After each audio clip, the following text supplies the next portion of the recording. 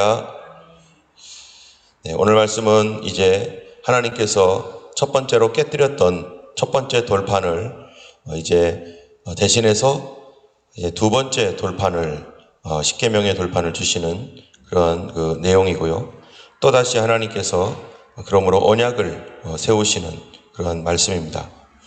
이스라엘이 하나님의 말씀, 십계명의 말씀을 돌판으로 받고 그들이 하나님께 피의 언약을 통해서 언약을 맺었지만 그들이 곧바로 우상숭배함으로 모든 그 언약들이 깨져버렸었죠. 그래서 이스라엘 백성들이 이것으로 인하여 심각한 타격을 받고 문제에 봉착하게 되었습니다. 하나님과 언약을 맺자마자 곧바로 자기들의 실수로 파괴하고 말았으니 그 실수의 원인이 두려움과 염려, 이 두 가지가 그들이 하나님 앞에서 우상숭배하게 되었던 가장 근본적인 일입니다. 사람들에게 있어서 두려움과 염려라는 것은 없을 수가 없어요. 왜냐하면 인간의 두려움과 염려라는 것은 내가 죄인이라는 증거이고 내 육신이 있는 한 우리는 항상 두려움과 염려 가운데 살 수밖에 없습니다. 아담과 하와가 범죄했을 때 제일 먼저 가졌던 그 감정, 그전에는 없었던 그 감정이 뭡니까? 바로 두려움입니다. 두 번째는 수치감입니다. 하나님 앞에서 우리가 범죄함으로 이 선악을 알게 하는 나무의 열매를 먹었으니 우리가 어찌하나 어떻게 하지라고 하는 이 하나님 만나는 것에 대한 두려움, 하나님께 큰 벌을 받을 것이다 라고 하는 이 염려와 두려움이 죄를 짓자마자 그들의 마음속에 가장 중심에 자리 잡고 있는 거죠.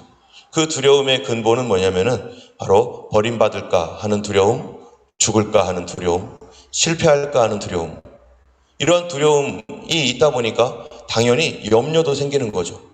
그러다 보니까 이 두려움과 염려를 해결하기 위해서 무언가 보기를 원하는 거예요. 그래서 만들어 놓은 것이 뭡니까? 바로 우상인 것입니다. 하나님은 보이지 않는데 내 마음속에는 두려움이 있고 이 두려움을 해결해야 되는데 뭔가는 해야겠고, 그러다 보니까 내가 이궁리 저궁리 하면서 참으로 내 마음을 위로도 하고 또 다른 사람도 위로도 할 겸 해서 만들어낸 것이 바로 이 우상인 것입니다. 때문에 우리가 염려와 두려움이 잘못 반응하면은 어디로 갈 수 있어요? 우상숭배로 갈 수밖에 없습니다. 그러나 염려와 두려움을 성경에서는 뭐라고 합니까? 아무것도 염려하지 말고 오직 모든 일에 기도와 간구로 너희 구할 것을 감사함으로 아뢰라. 염려를 이기고 두려움을 이길 수 있도록 하나님께서 주문하신 말씀이 너희 그것에 대하여 집중하면서 두려움과 염려로 벌벌 떠는 게 아니라 어떻게 이기라는 거예요? 모든 일에 감사함으로, 모든 일에 기도하고 간구와 감사함으로 너희 구할 것을 아뢰라. 감사함으로 아뢰라. 때문에 우리가 어떤 일을 만나도 우리 입에서부터 나와야 될 말이 뭡니까? 아이고 감사합니다. 주여 감사합니다. 무슨 일을 만나든지 주님 감사합니다. 일단 감사하고 보는 거죠. 왜냐하면 그 모든 일을 뭘로 바꾸실 하나님이시기 때문에요. 선하게 바꾸실 하나님이기 때문에. 그 하나님께서 그분의 귀에 들린 대로 내가 너에게 시행하리라 했던 민수기 말씀과 같이 하나님 반드시 우리의 그 고백대로 하나님이 역사하십니다. 마가복음 11장에서도 보면요, 내 앞에 큰 산이 있을 때 뭐라고 하니 이 산이 들려 바다에 던지우라 하며 그 말한 것이 이룰 줄 믿고 마음에 의심하지 아니하면 그대로 되리라. 뭐라고 하냐면 큰 산이 있어도 감당 못해요.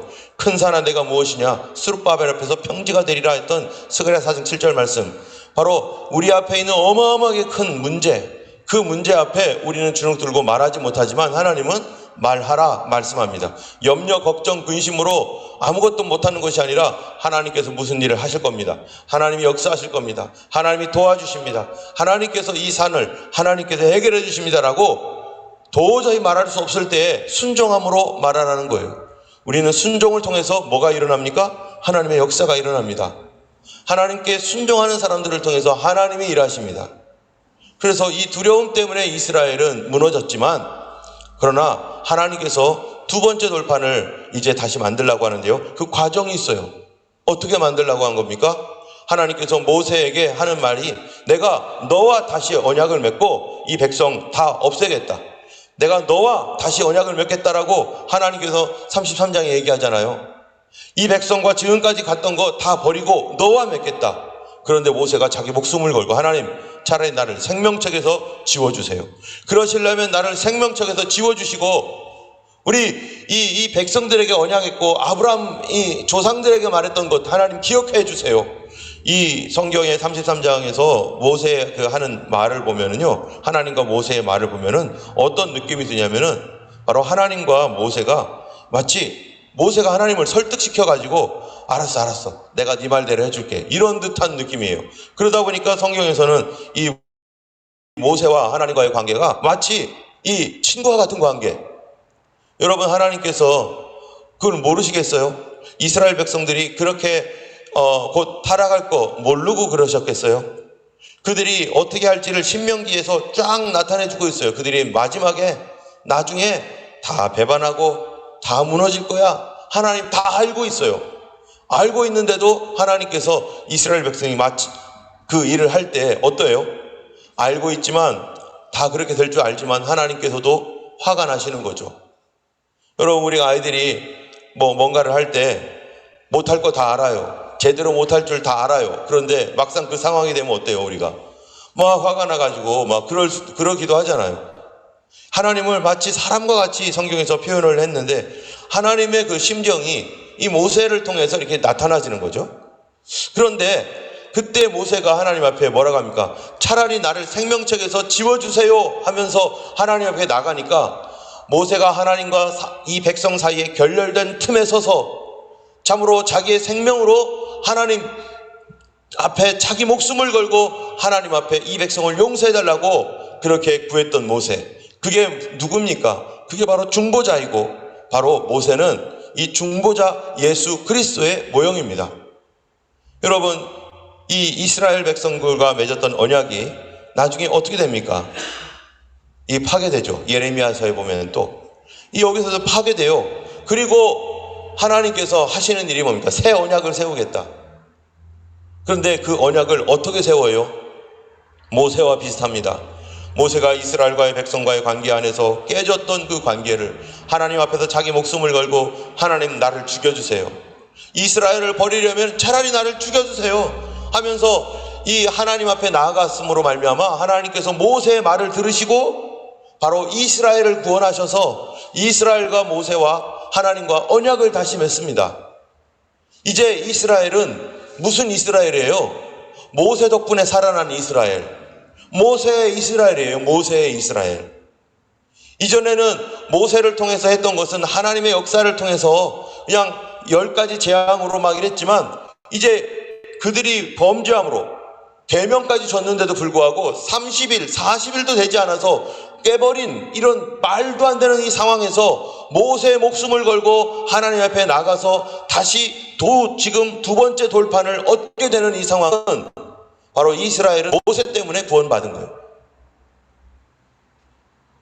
이스라엘 전체가 무너져서 언약이 다 깨져버린 그런 상황에서 하나님께서 약속하셨던 것이 뭡니까? 구원자를 보내겠다라는 것이었는데 그 구원자 메시아 예수 그리스도를 통해서 하셨던 일이 뭔가 하면은요, 바로 예수님이 십자가에 달려 우리 대신해서 죽음으로 이스라엘도 지키지 못한 율법, 이스라엘도 완벽하게 지킬 수 없었던 율법. 그래서 로마서에 보면은 이스라엘은 율법 때문에 망했고 그리고 이방인들은 율법 없이 망했고 율법을 줘도 망하고 율법이 없어도 망하는 이런 비참한 인간의 현실. 하나님 말씀을 우리가 받았어요. 받았다고 우리가 행합니까?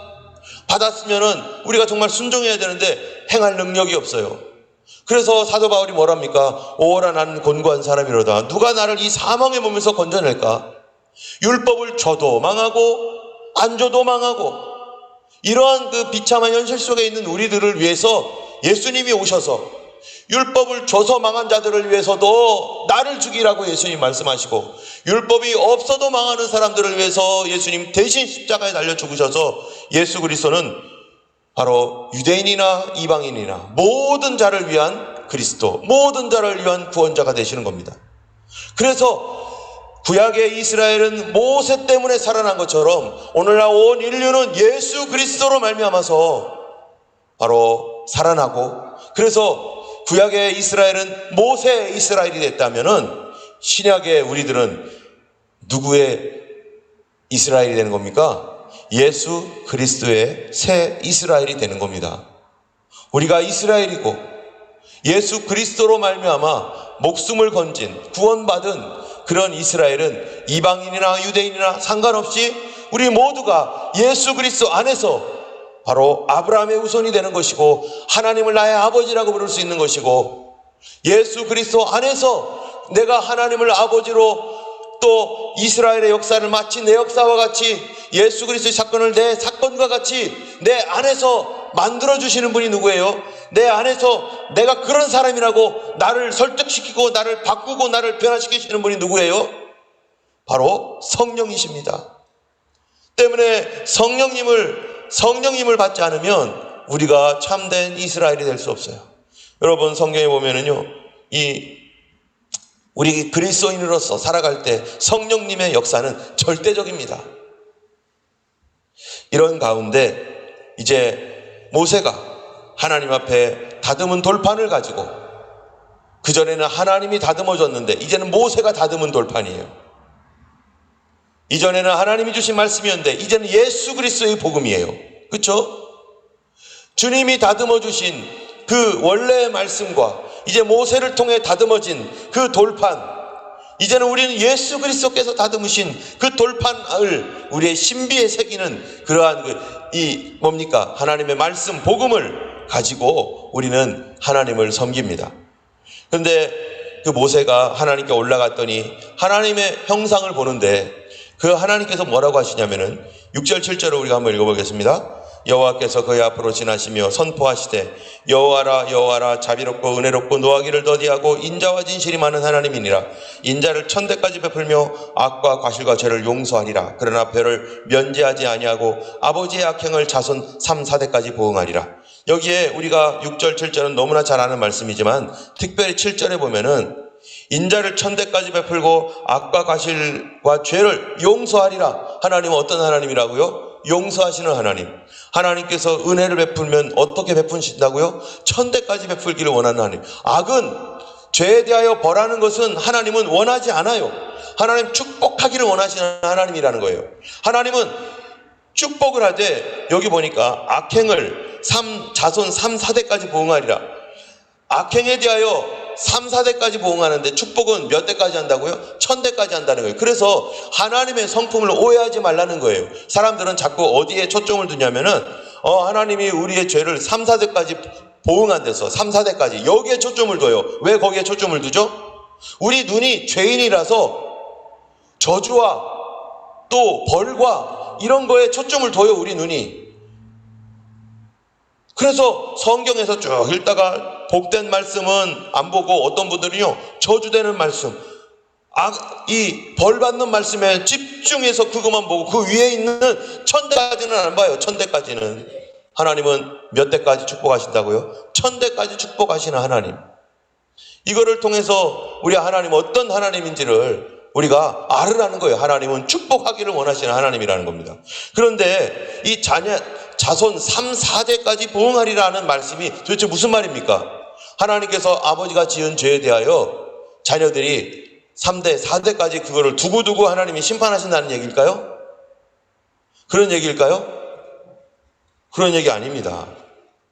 그런 얘기가 아닙니다. 이 말은 아버지가 범죄를 했을 때 그 아버지의 범죄를 끊지 않으면 그 범죄의 영향력이 어디까지 가는 거예요? 자손 3, 4대까지 간다는 얘기인데 그 얘기가 무슨 말이냐? 지금 핵가족 시대를 살고 있는 우리들에게는 그게 이해가 안 가요. 근데 옛날에는 무슨 가족이었죠?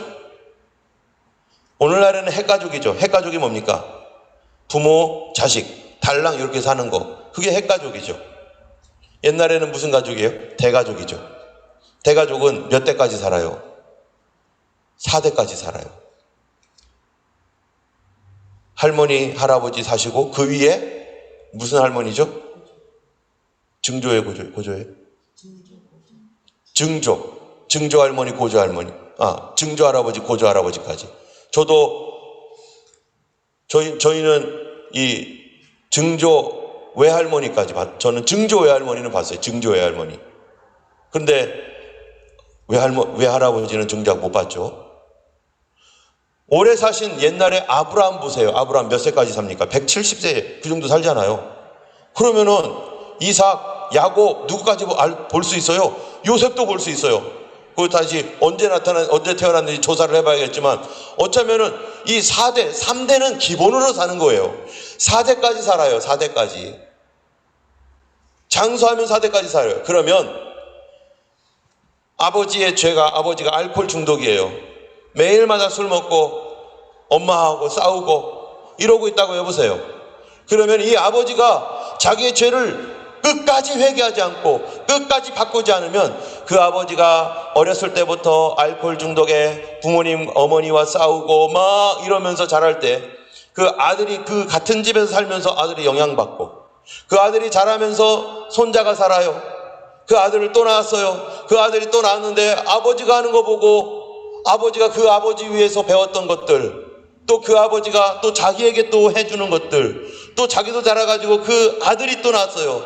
그러면 4대가 한 지붕에서 함께 살면서 한 동네에서 함께 살면서 내 증조 할아버지가 했던 행동 우리 할아버지도 똑같이 하고 그 영향을 받아서 우리 아버지도 그러고 그 영향을 받아서 나도 헬렐레하고 돌아다니는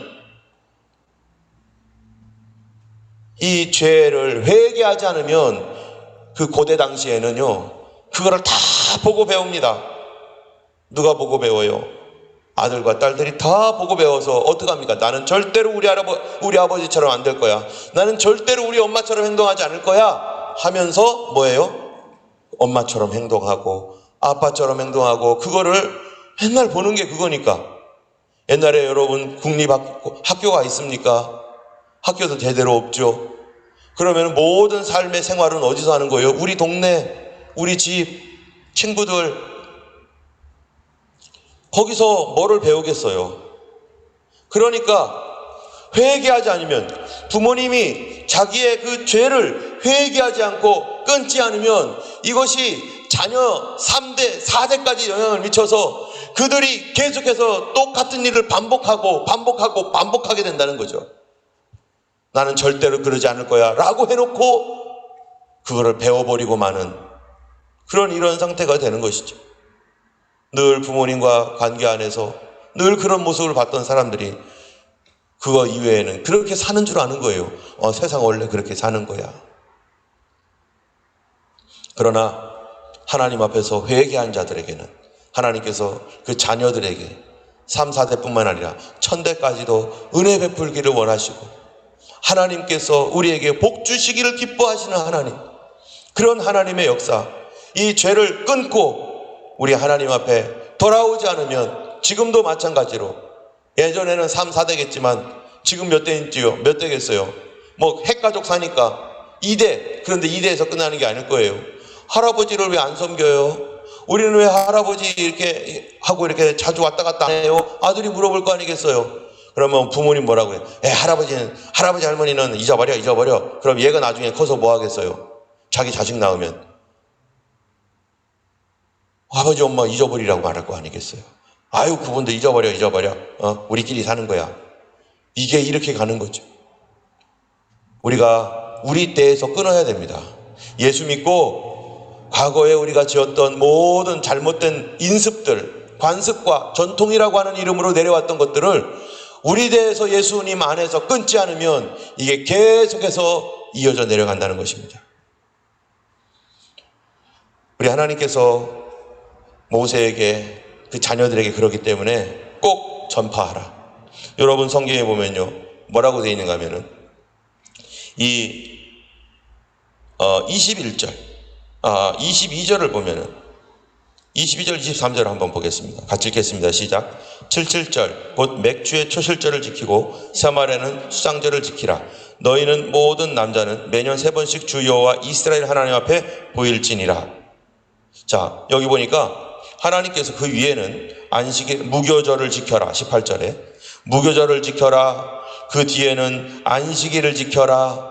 그리고 여기에 보는 22절에는 77절 맥주의 초실절을 지키고 수장절을 지켜라. 1년에 3번씩 하나님 앞에 보여라. 여러분 이 지키라는 게 무슨 말입니까? 지키라는 거예요. 지키면 그냥 오늘은 6월절이야 뭐 이렇게 하는 것이 지키는 겁니까? 지킨다는 게 무슨 말이에요? 지킨다는 건요, 기억한다는 거예요. 잊지 말아라. 잊지 않기 위해서 그날 무교병 먹고, 잊지 않기 위해서 그날 양고기 먹고, 절대로 뭐를 잊지 말아라예요. 과거에 하나님께서 어떻게 행하셨는지, 우리 과거에 하나님이 행하신 놀라운 기적들, 이거 잊지 말아라. 언제까지 잊지 말아라는 거예요? 너만 잊지 말는 게 아니라 내 자녀들에게는 가르치고, 그 자녀들은 또 그 자녀들에게 가르치고 하면서 끝까지 너희 가묻는 우리 하나님께서 무엇을 행하셨는지를 가르쳐라. 여러분, 이것을 통해서 이 자리에 나와 있는 우리 모두가요, 자녀들에게 뭐를 가르쳐야 되겠어요? 하나님께서 나에게 행하셨던 엄마 아빠의, 할아버지 할머니의 뭐예요? 실수, 또는 그 일을 통해서 하나님이 역사하셨던 놀라운 기적들. 우리 하나님이 이런 일을 하셨어. 내가 이렇게 했는데 하나님이 이거를 용서하셨고, 우리를 위험과 어려움에서 건져주셨고, 지금 우리가 이렇게 잘 살고 있고 이렇게 사는 이유는 하나님의 은혜야. 하나님의 은혜야. 이게 바로 수장절 지키고 6월절 지키는 거 아니겠어요? 6월절의 정신이 뭡니까? 잊지 말아라. 기억해라. 누구도요? 너와 너의 후손들까지도 다 기억하게 만들어라. 무엇을요? 너의 부모님에게 행하셨던 하나님의 그 놀라운 역사, 우리 조상들에게 행하셨던 하나님의 그 엄청난 일들을 절대로 잊지 말고 기억해라. 그래서 우리가 일기를 쓰는 거, 이거 굉장히 좋습니다.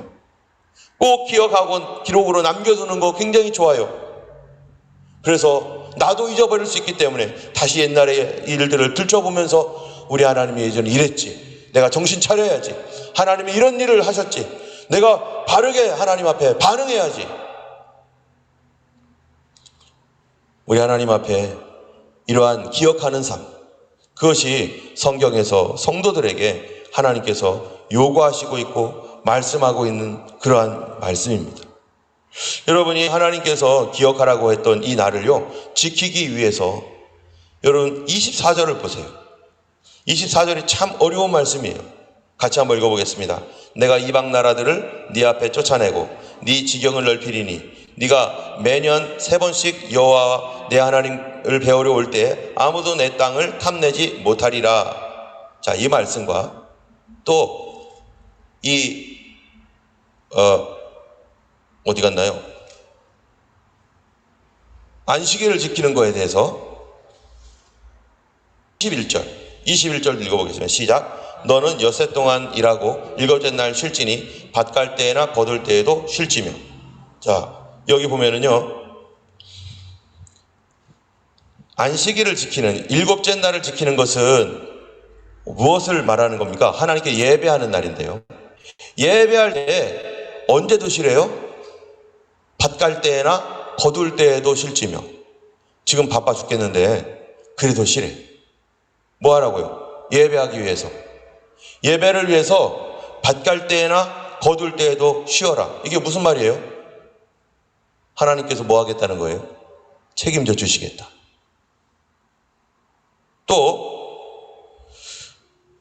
그 위에 보면은 20절도 보면은 이렇게 돼 있어요. 같이 읽겠습니다. 나귀의 첫 새끼는 어린 양으로 데려갈 것이요 그렇게 하지 아니하려면 그 목을 꺾을 것이며 내 아들 중 장자는 다 데려갈지며 빈손으로 내 얼굴을 보지 말지니라. 이게 무교절을 지킬 때 하는 말인데, 하나님께서 무교절, 77절, 수장절 이 세 절기에는 빈손으로 지키지 말지니라. 하나님께 예물을 가지고 나와라 라는 말이에요. 이게 무슨 말입니까? 예를 들어서 이러면 어떻게 하겠어요? 자녀들이 먹을 것도 없는데 야, 바쳐. 너 부모님에게 할 건 해야 될 거 아니야 하면서 억지로 먹을 것도 없는데 갖고 와. 그러면요, 자녀들은 어떻게 하겠어요? 우리도 먹고 살기 힘들어 죽겠는데 이것까지 뺏어 가시다니, 뭐 이럴 거 아니겠어요? 그런데 하나님께서 이 말씀이 무슨 말입니까? 빈손으로 내게 보이지 말지니라. 기본적인 전제가 뭐예요? 이런 거예요. 하나님께서 너희들에게 밭 갈 때나 또는 뭐 할 때도요, 거둘 때에도 쉬면서 너희가 그렇게 할 때 하나님께서 이 절기 때마다 이 추수 때마다 풍성하게 줄 것이다. 풍성하게 받았을 때에 너희들 기억해라. 일주일에 한 번씩 쉬는 날을 정해주고 쉬게 했지만 하나님께서 너희들에게 풍성하게 주셨음을 기억하고 외면하지 말고 거기에 대하여 감사할 줄 알아라. 여러분, 제가 옛날에 군대에 있었을 때 군대에 가면은 사람들이 이렇게 밥을 함께 먹잖아요. 그러면은 어떤 부대는 이렇게 이게 감사에 대한 묵념 이렇게 하는 거예요. 거기에는 여러 종교가 있기 때문에 크리스찬들도 있고 다른 종교 안 믿는 사람들도 있는데 밥 먹기 전에 감사에 대한 묵념 이렇게 해요. 그러면 사람들이 자기가 알아서 뭔 소리를 하는지 이렇게 해요. 저희는 어떻게 하겠어요? 하나님께 기도하겠죠. 하나님 아버지 감사합니다. 그러면서 눈을 뜬 다음에 하는 말이 감사히 먹겠습니다. 그러면요, 이거를 꼭 뭐라고 하는 사람들이 있어요. 그걸 누구한테 감사히 먹겠답니다 하는 거야 도대체? 왜 감사하다고 하는 거야? 그런 거 빼자고. 그래서 빼잡겠죠. 누가 그러겠어요? 여러분, 이게 누구에게 감사하건 간에요, 하나님께서 우리에게 감사하는 마음을 갖는 사람들을 이 세상에서 평탄하게 하시고, 이 세상의 일들이요, 믿건 안 믿건 간에 감사하는 마음을, 감사하는 태도로 살아가는 것이 하나님께서 이 땅에 주신 이 삶의 원리입니다. 그것이 부모님께 감사하든 또는 친구에게 감사하든 나라에 감사하든 또는 나를 미워하는 사람에게 감사라고 하든, 우리가 궁극적인 감사는 하나님께 돌리지만 하나님께서 우리에게 주신 그런 가장 인간으로서 살아가는 기본적인 이 태도는 감사예요. 그런데 어떤 사람들은 그것들에 대해서 그런 거 하지 말자고, 그게 왜 뭐가 감사하냐고 이러면서, 그 감사를 누구에게 하는가 이런 문제도 있지만, 그러나 더 중요한 것은 사람은 살면서 감사할 줄 아는 사람으로 살아라. 여러분, 우리가 헌금을 한다는 게 뭡니까? 우리가 어렵고 힘들고 정말로 이 여러 가지 환경이 좋지 않은 가운데서도 하나님 감사합니다 라고 하는 이 삶의 태도를 우리가 지켜나가는 것이죠. 하나님, 내가 힘들어도 그러나 이 모든 것들 하나님 바꿔주실 줄 믿고, 하나님 통치하실 줄 믿고, 하나님이 역사하실 줄 믿습니다. 하나님 감사합니다. 이게 바로 이 안 믿는 사람의 믿는 사람의 공통적으로 하나님께서 주신 이 세상의 원리이면서, 성도면 더 그러는 거죠. 성도는 하나님께 감사하는 태도, 사람들에게 감사하는 태도, 아이들에게, 우리 부모님들은 자녀들에게 감사할 줄 알고, 자녀들은 부모님께 감사할 줄 알고, 남편은 아내에게, 아내는 남편에게 감사할 줄 아는 거. 여보 고마워요. 얘들아 고마워. 부모님께 고마워요. 성도들끼리도 고맙다고 말하고 감사하다고 말하고, 이 삶의 태도를 가리키는 거예요. 그래서 출애굽기가 뭡니까? 제사장 아니겠어요? 제사장 나라 사람들은 어떤 사람들인가? 범사에 감사하는 사람. 하나님 주신 그 풍부한 것들을 얻을 때 감사하는 것을 잊지 않고 감사할 줄 아는 사람. 여러분, 우리가 이웃집에서 음식을 이렇게 그릇에 담아오면은 돌려줄 때 어떻게 돌려줍니까? 빈 그릇 돌려주지 않죠. 우리나라 이 전통이 그렇잖아요. 빈 그릇 안 돌려주고 거기에 꼭 금덩어리라도 하나 넣어줄 거 아니겠어요? 예. 거기에 내가 예전에 줬던 것보다 우리는 그렇게 줄 형편은 안 되지만 거기에다가 뭐라도 넣어서 주는 것이 우리의 그 정서잖아요. 이게 바로 감사하는 태도 아니겠어요? 우리가 서로에게 매일매일 한마디라도, 아내는 남편에게, 남편은 아내에게 고맙다고, 밥 먹을 때도 우리가 기도하는 게 뭡니까? 하나님 감사합니다. 하나님께 감사합니다. 또 내 남편과 아내에게 하나님 또 감사하는 마음 주시니 감사합니다 하면서 이 감사하는 태도로 살아가는 것, 그게 빈손으로 보이지 말라. 우리 일주일마다 하나님께 나올 때 어린 아이들까지라도 5센트짜리 1센트짜리라도 그들에게 그거를 쥐어서 하나님께 헌금해 라고 하는, 그게 뭡니까? 그게 너 인생을 감사하며 살아라, 감사하는 사람이 돼. 그럴 때 이 아이가 그런 감사를 가지고 살아갈 때 적이 없습니다. 사람들의 관계가 좋아집니다. 왜요? 다 감사하고 다 참아주고 이해해 주니까 그런 사람들 곁에 사람들이 모이죠. 그런데 모든 것을 감사가 아니라 감사할 일인데도 비평하고 감사할 일인데도 트집 잡고, 그렇게 되면은 주변의 사람들도 떨어지고 믿는 사람들이 다른 사람들에게 빛이 되는 것이 아니라 오히려 톡이 되고, 하나님께 감사하는 태도. 여러분 아까 읽었던, 맨 처음에 읽었던, 보세요. 여기에 24절에 보면은요, 그런 삶을 살아가고 또 매년 3번의 여호와 내 하나님을 배우려고 올 때 아무도 내 땅을 탐내지 못하리라. 이게 무슨 말이에요? 우리가 하나님께서 하신 그 일들에 대하여 순종하고 또 감사하고 이렇게 살아갈 때 또 하나의 하나님이 도전을 주시는데, 6월절이 되면요, 사람들이 1년 3차례 남자들이 다 모여요. 그러면 생각해 보세요. 저기 국경 근처에 있는, 블레셋 근처에 있는 사람들, 저기 암몬 근처에 있는 그런 사람들, 거기에 국방력은 누가 지켜요? 거기 군사들을 누가 지켜요? 남자들 다 와야 되는데. 이스라엘이 6월절 제대로 지킨 적이 있을까요? 성경의 열왕기 하나, 역대상 하 보면요, 이 요시아 왕 때, 히스기야 왕 때 6월절 지킨 거에 대해서 막 대단하게 얘기해요. 이렇게 지킨 적이 없을 정도로 6월절을 지켰더라. 이렇게 지킨 적이 없을 정도로 이 전무후무하게 6월절을 지켰더라.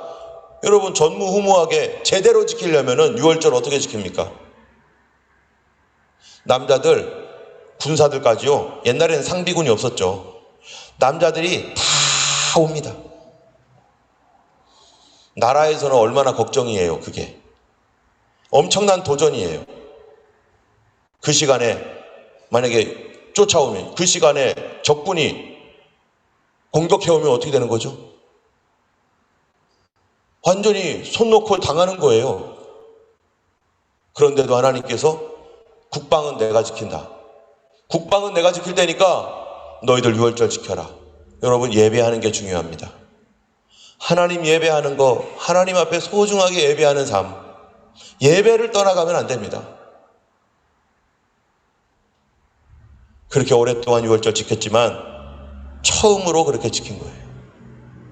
우리가 하나님을 섬기되 정말 완벽하게 섬기지 못합니다. 그래도 성경에서는 하나님께 6월절 섬겼다고 얘기해주고, 그런데 우리가 하나님 나라에서 완벽하게 지킬 거예요. 이 땅에 살면서 우리가 부족하지만 그래도 하나님이 받아주세요. 우리가 감사한 마음 없이 어떨 때는 교회 나오기도 하고요, 어떨 때는 원망불평하면서 살기도 하지만 그래도 하나님께서 그런 부족한 것이라도 받아주시는데, 정말로 도전적으로 하나님 앞에 완벽하게 지킬 그 날 더 잘 지키고 더 하나님 앞에 온전하게 지킬 수 있도록 우리가 하나님 앞에 점점점 더 나가야 될 것이고, 그럴 때 하나님께서 지켜주시는 그 은혜를 우리는 경험하게 될 것이고, 안식일이 되면 밭을 갈아도 추수할 때라도 너희들 쉬어, 하나님이 도와주실 거야 라고 하는 이 안식일과 이 절기를 지킨다는 것은 믿음을 지키는 것이고 하나님을 신뢰하는 데서 나오는 것이고, 이런 절기를 지킨다는 것 자체는 감사한다는 것이고, 우리는 항상 감사한다, 무조건 감사한다, 언제든지 감사한다. 이것이 감사하는 사람들의 삶이고 이것이 성도의 태도이고, 우리가 자녀들에게 물려줘야 될 게 뭡니까? 부모님이 맨날 남 탓하고 당신 때문이잖아, 당신 때문이잖아, 너 때문이잖아 하면서 이렇게 살아가는 게 아니라 감사하다고, 고맙습니다, 감사합니다 라고 하는 이것을 예수 믿는 사람들은 물려줘야 될 것입니다. 우리가 하나님 앞에서 오늘 어떤 태도로 살 것인가, 우리가 만날 사람들도 있고 여러 가지 일들이 있을 겁니다. 그때 오늘 하루 하나님 감사합니다, 나는 무조건 감사하겠습니다. 왜냐하면 하나님이 통치하시기 때문입니다. 하나님이 모든 것을 컨트롤하시는 하나님이십니다. 하나님 모든 것을 바꿔주시는 하나님이기 때문에 나는 주님께 감사하며 내 자녀들에게 감사하는 삶을 가르치겠습니다. 그런 우리가 되기를 주님의 이름으로 축원합니다. 우리 기도하겠습니다. 하나님 아버지, 감사합니다. 오늘 하루 살아갈 때 감사를 잊지 않게 하여 주시고, 우리 눈앞에 보이는 것 때문에 원망불평하는 것이 아니라 하나님을 신뢰함으로 우리의 삶을 미리 감사함으로 주님께 드리고, 우리 하나님 앞에 선포하고, 우리가 말로써 하나님께 선포했던 그것들이 아버지 이루어질 줄 믿고 또 감사하는 하나님이여, 그런 놀라운 그러한 삶의 태도를 나뿐만 아니라 우리 자녀들과 우리 교회 모든 성도들이 그런 태도로 살아가며 이것을 전수해 나갈 수 있는 감사하는 사람으로 살아갈 수 있도록 도와주시옵소서. 우리 주께서 오늘도 임재하시고 함께 하실 줄 믿사오며 예수님 이름으로 기도드렸습니다. 아멘. 하늘에 계신 우리 아버지, 이름이 거룩히 여김을 받으시오며 나라에 임하옵시며 뜻이 하늘에서 이룬 것 같이 땅에서도 이루어지이다. 오늘날 우리에게 일용할 양식을 주옵시고 우리가 우리에게 죄 지은 자를 사하여 준 것 같이 우리 죄를 사하여 주옵시고 우리를 시험에 들게 하지 마옵시고 다만 악에서 구하옵소서. 되게 나라와 권세와 영광이 아버지께 영원히 있사옵나이다. 아멘. 오늘도 감사하는 하루 되기를 주님의 이름으로 축원합니다. 기도하겠습니다.